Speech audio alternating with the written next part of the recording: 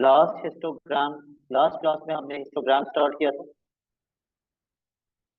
और मैंने आपको हिस्टोग्राम के बारे में एक बहुत इंपॉर्टेंट नोट लिखवाया और वो नोट ये था, when class widths are equal we plot frequency on Y axis. लेकिन when class bits are not equal, when class bits are unequal, we plot frequency density on y axis। लेकिन मैंने जब आपको होमवर्क दिया था तो मैंने सारे क्वेश्चन वो वाले दिए थे जिनमें क्लास बिट्स इक्वल थी, तो आप लोगों ने डायरेक्टली वाई एक्सिस पे फ्रीक्वेंसी प्लॉट करके अपना हिस्टोग्राम बना लिया होगा। लेकिन पेपर में कभी भी इतना आसान नहीं आता। पेपर में ये वाला कॉन्सेप्ट आता है जहां क्लास बिट्स अनइक्वल होती हैं और वाई एक्सिस पे फ्रीक्वेंसी डेंसिटी प्लॉट कर रहे होते हैं। ठीक है, उसके लिए आपको फ्रीक्वेंसी डेंसिटी का फॉर्मूला पता होना चाहिए, वही ओ लेवल वाला कॉन्सेप्ट है। Frequency density is equal to frequency upon class width. पूरा हिस्टोग्राम इसके ऊपर डिपेंड करता है फ्रीक्वेंसी डेंसिटी के फॉर्मूले पर। Frequency density is equal to frequency upon class width. अब इस टाइप के क्वेश्चंस को कैसे सॉल्व करते हैं, पेज नंबर 5 पर आइए, पेज 7 पे, सॉरी पेज 7 पर आइए।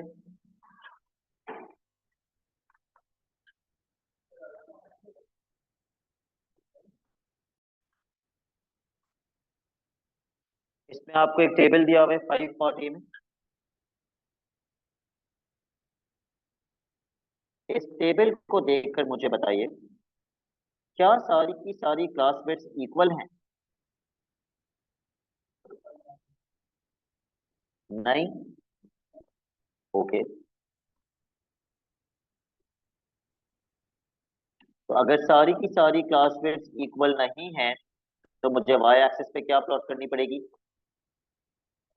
फ्रीक्वेंसी तो नहीं प्लॉट करेंगे अगर क्लास बिट्स इक्वल नहीं है, फ्रीक्वेंसी डेंसिटी प्लॉट करेंगे, क्योंकि जब क्लास बिट्स इक्वल नहीं होती तो फ्रीक्वेंसी डेंसिटी प्लॉट करते हैं। लेकिन उससे भी पहले मुझे बताइए कि ये जो लिखा हुआ है 200 is less than equal to X is less than is equal to 250, इसको क्या कहते हैं? इसका नाम क्या है? मैंने नाम बताया था पिछली क्लास में, बिल्कुल बताया मैंने, मुझे याद है। क्लास इंटरवल, इसको क्लास इंटरवल कहते हैं। तो मेरे पास कितनी क्लास इंटरवल्स हैं इस टेबल के अंदर? मेरे पास 5 क्लास इंटरवल्स हैं, जिनमें से पहली क्लास इंटरवल है 200 से लेकर 250 तक। पहली क्लास इंटरवल है 200 से 250। तो क्लास विड्थ कितनी बनी? 50 की। क्लास विड्थ डिफरेंस को कहते हैं बेसिकली। 250 और 200 का डिफरेंस कितना हो गया? 50।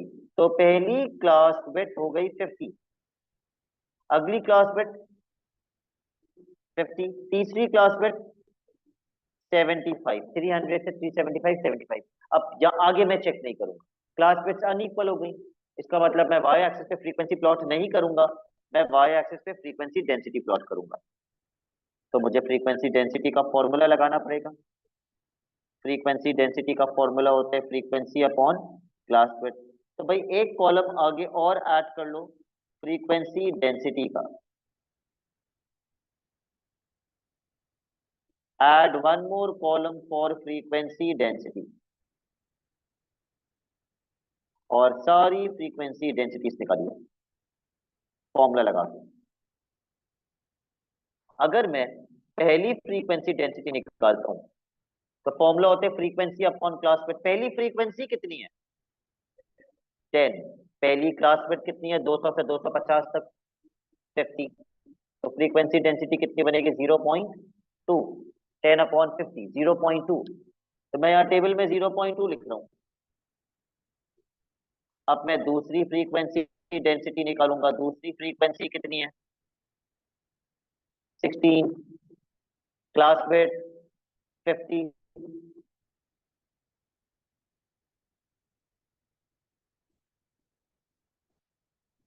16/50 डेसिमल में।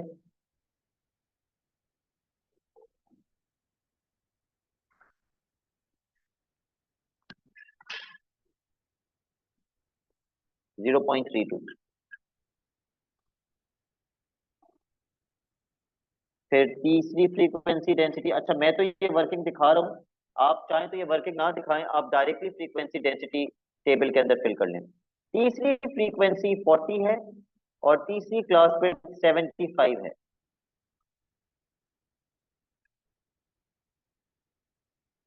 0.533।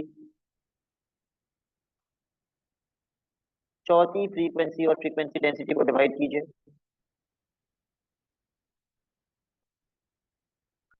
फ्रीक्वेंसी 26 है, फ्रीक्वेंसी डेंसिटी सॉरी क्लास पे 25 है।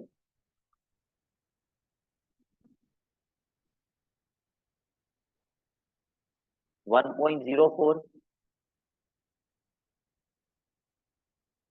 और पांचवी फ्रीक्वेंसी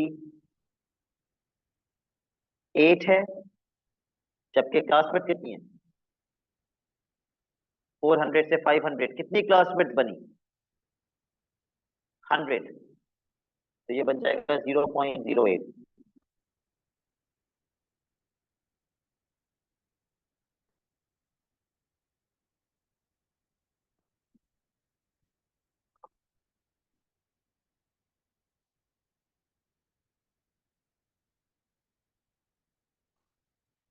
तो जब आप इसका ग्राफ बनाएंगे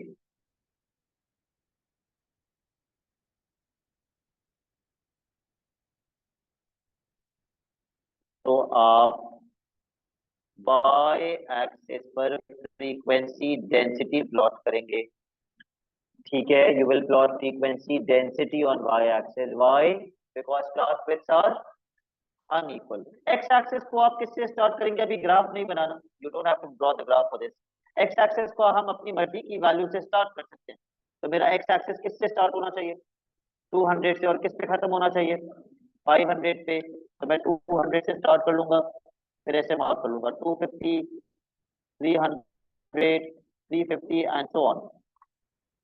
ठीक है, तो इसका आपने ग्राफ नहीं बनाना, ग्राफ हम पार्ट बी का बनाएंगे। पार्ट बी पर आइए। I am giving you 2 minutes. सारी फ्रीक्वेंसी डेंसिटीज निकालिए। पहले तो चेक करो क्लास पे इक्वल है अनइक्वल है, और फिर सारी फ्रीक्वेंसी डेंसिटीज निकालना। अनइक्वल है, ओके। पहली क्लास पे कितनी है? 40 to 60 का मतलब 20 क्लास पे है। दूसरी क्लास पे कितनी है? 60 to 70, यानी कि 10 की क्लास पे है। अभी से ये अलग हो गई, तो obviously frequency density.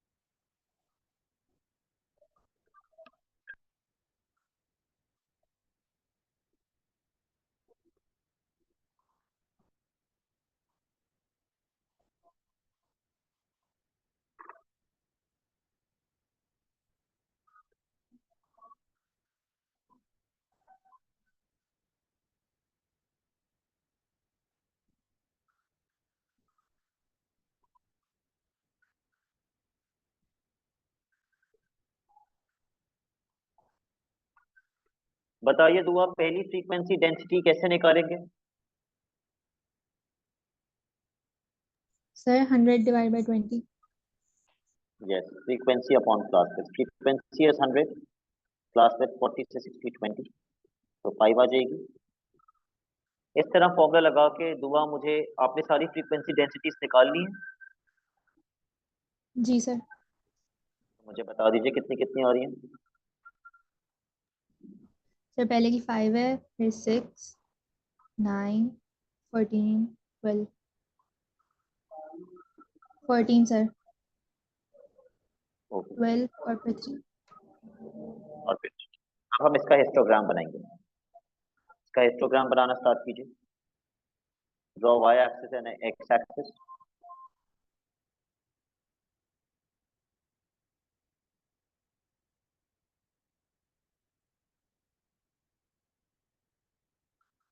Y axis में आपके पास ज्यादा जगह होती है तो वाई एक्सिस लंबा बनाइएगा। आप ग्राफ पेपर पे बना लो तो ज्यादा अच्छा है, क्योंकि पेपर में तो ग्राफ पेपर पे ही बनाना होगा।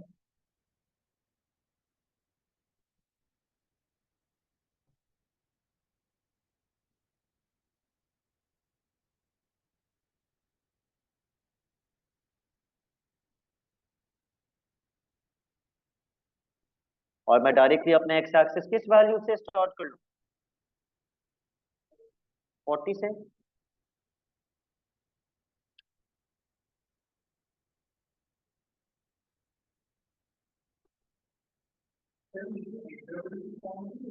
नहीं,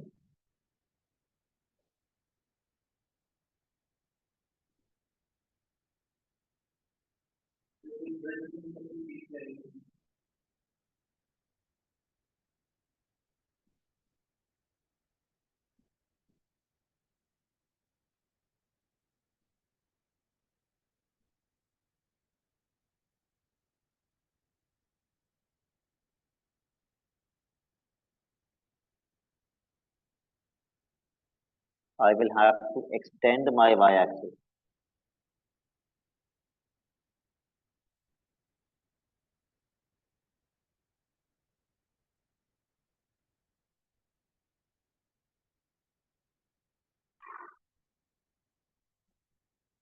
Please mention frequency density on y-axis. हर बच्चे ने ये मेंशन करना है, y-axis पे frequency density और x-axis को represent कर रहे हैं हम time in seconds. It is mentioned in the table. Table में लिखा हुआ है टाइम x-axis के लिए। y-axis के लिए आपको खुद से लिखना होगा frequency density. You must mention that. और जल्दी से अपने रेक्टेंगल्स बनाना स्टार्ट कीजिए। 40 से 65।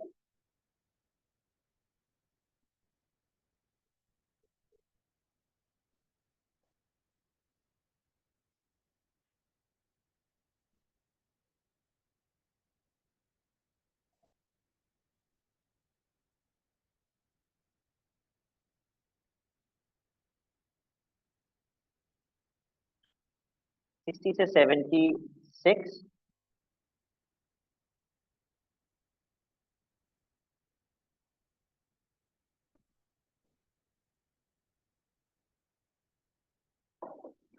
70 to 89।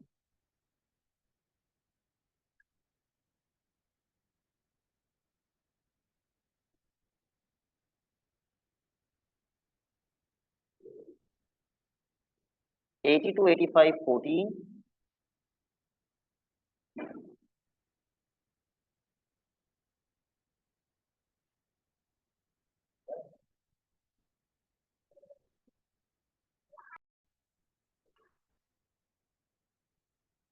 अब मुझे 14 तक जाना है।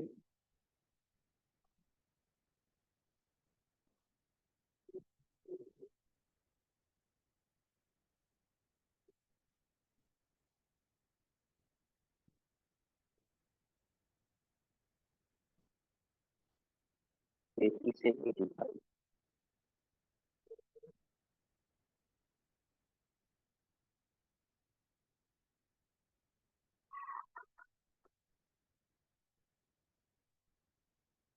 85 to 90 पे 12।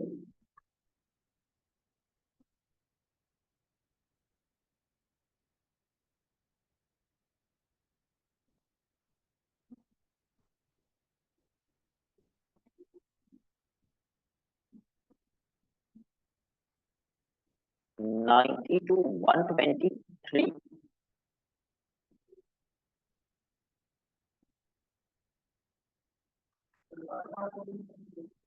मैं बताऊं, फिर इसको शेड कर दीजिएगा।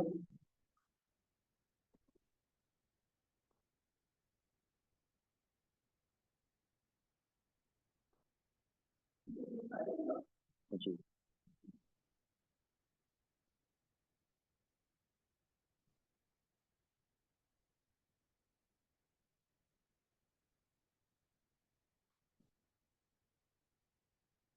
Bilal and Dua, have you completed the histogram? Yes sir. Okay मुझे बताइए हिस्टोग्राम की सबसे इंपॉर्टेंट प्रॉपर्टी क्या होती है किसी भी हिस्टोग्राम के अंदर सबसे इंपॉर्टेंट प्रॉपर्टी क्या होती है कि जो रेक्टेंगल्स हैं, यस रेक्टेंगल्स के बीच में कोई गैप नहीं होता। सबसे इंपॉर्टेंट प्रॉपर्टी है रेक्टेंगल्स के बीच में कोई गैप नहीं होना चाहिए। इसीलिए जो भी क्लास इंटरवल, जैसे ये पहली क्लास इंटरवल किस पे खत्म हो रही है तो 60 पे, तो अगली कहाँ से स्टार्ट हो रही है 60 से, फिर ये कहाँ खत्म हो रही है 70, तो उसकी अगली कहाँ से स्टार्ट हो रही है 70 से। तो रेक्टेंगल्स के बीच में गैप नहीं आना चाहिए, लेकिन अगर गैप आ जाए, आ जाता है पेपर में गैप आ जाए, तो सबसे पहला काम हमारा होता है कि हम उस गैप को खत्म करें। अब उस गैप को खत्म कैसे करते हैं, कम टू क्वेश्चन नंबर 6। अब हम सीखेंगे गैप कैसे खत्म करते हैं। Question 6 page 10 part A. देखिए टेबल और मुझे बताइए गैप आ रहा है या नहीं आ रहा। गैप आ रहे हैं ना, ओके। एक यूनिट का गैप आ रहा है, एक का ही गैप आते हैं ज्यादातर। Let me complete the table, फिर मैं आपको बताता हूँ गैप कैसे खत्म करेंगे।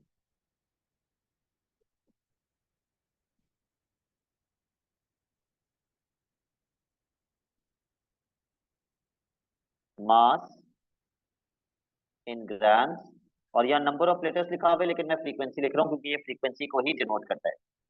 ओके आपकी पहली क्लास इंटरवल है 1 से लेकर 20 तक, और अगली क्लास इंटरवल 21 से 40 तक, एंड देन 41 से 60 एंड देन सो ऑन। अब कितने यूनिट का गैप आ रहा है, एक यूनिट का गैप आ रहा है।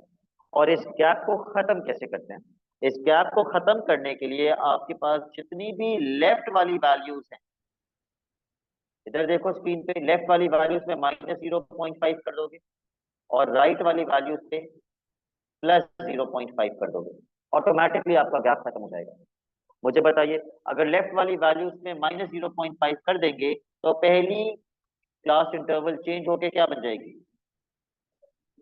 0.5 से लेकर 20.5 तक, क्योंकि 20 में +0.5 कर देंगे। फिर अगली क्लास इंटरवल चेंज होके क्या बन जाएगी, 20.5 से 40.5। अब देखो पहली क्लास इंटरवल जहां खत्म हो रही थी अगली वहीं से शुरू हो रही है, तो ये फायदा होगा अगर आप 0.5 माइनस और 0.5 प्लस कर देंगे तो आपके गैप खत्म हो जाएंगे, सिर्फ 0.5। अच्छा ये कैसे डिसाइड करते हैं कि भाई कितना प्लस और कितना माइनस करना है। यस इसमें वन, ये जो गैप आ रहे हैं 20 और 21 में, कितना गैप आ रहा है 1 का गैप आ रहा है, तो 0.5 प्लस और माइनस करेंगे, गैप हमेशा कंसिस्टेंट होगा। यस वो तो फिर मसला हो जाएगा ना अगर कंसिस्टेंट नहीं होगा। फिर अगली क्लास इंटरवल चेंज होके बन जाएगी 40.5 से 60.5, फिर 60.5 से 80.5, और फिर आखिरी 80.5 से 100.5। अच्छा जी अब मैं इनकी फ्रीक्वेंसीज लिख रहा हूँ, 10, 18, 24, 14, 18। क्या चीज, फ्रीक्वेंसी चेंज क्यों होगी,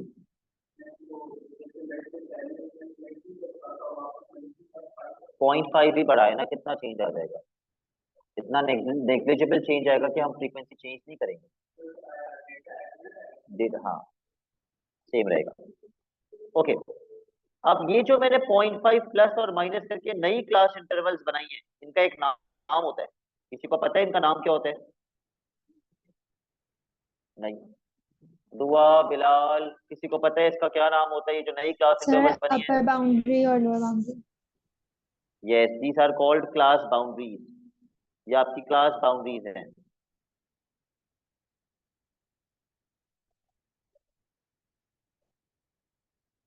जिनमें से ये वाली लोअर क्लास बाउंड्री है, पहली वाली, और फिर बाद वाली अपर क्लास बाउंड्री है।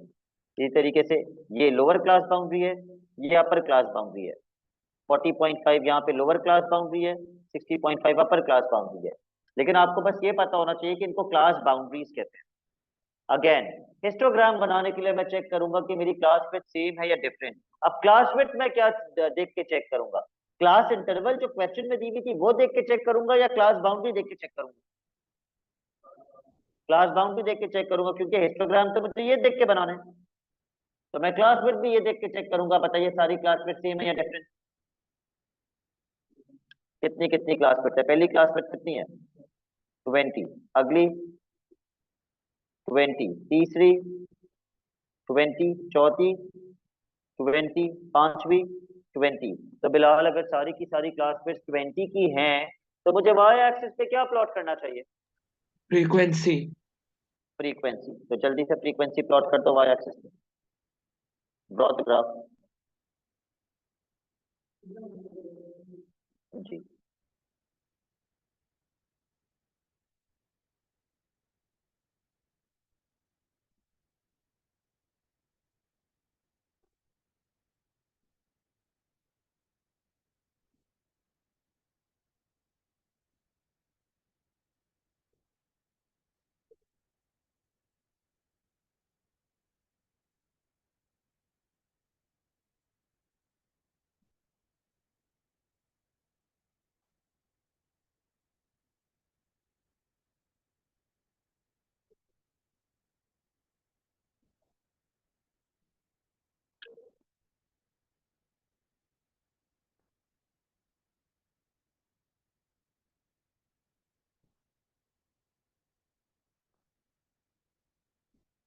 वाई एक्सिस पे फ्रीक्वेंसी लिख दिया मैंने। एक्स एक्सिस पे मैं लिखूंगा mass in gram. X axis में डायरेक्टली कहां से स्टार्ट कर दूं? 0.5 से।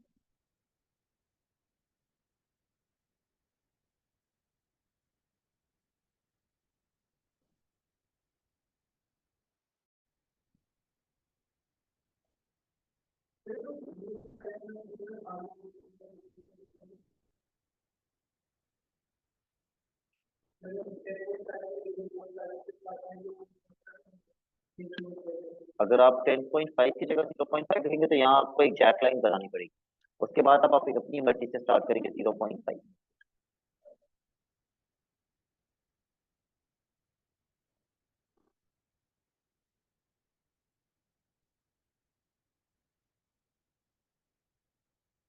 फ्रीक्वेंसी कहाँ तक जा रही है?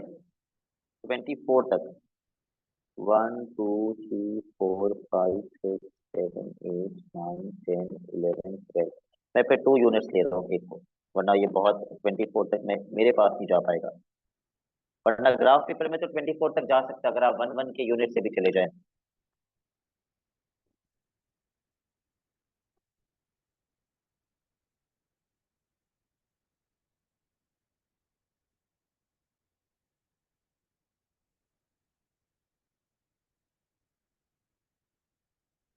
तो 0.5 से 20.5 तक 10,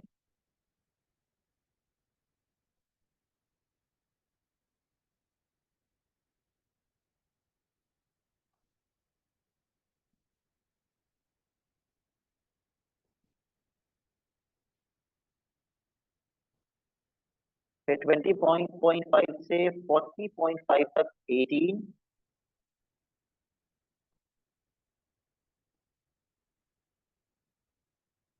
फिर 40.5 से 60.5 24,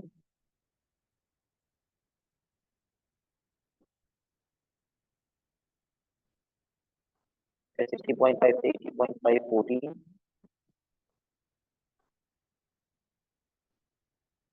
और फिर 80.5 से 100.5 18।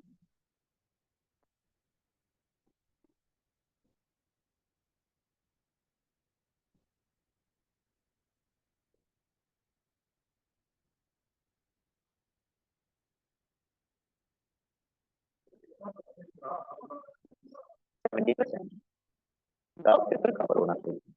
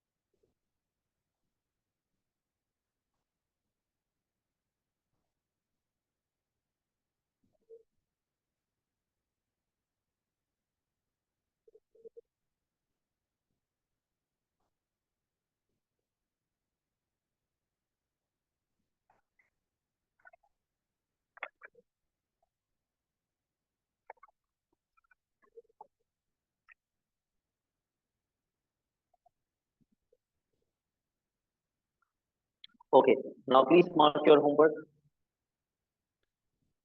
मैं अज्यूम कर रहा हूँ कि सबने ये कर लिया है complete. Page 8 onwards,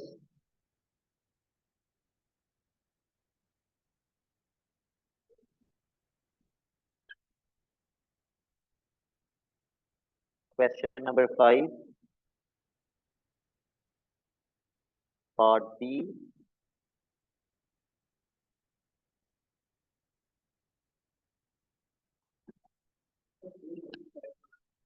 part H नहीं पूरा नहीं करना क्योंकि उसके अंदर थोड़े से मसले हैं। पार्ट आई और क्वेश्चन नंबर 6, ये तो मैंने आपको करवा दिया। Part B, C and D.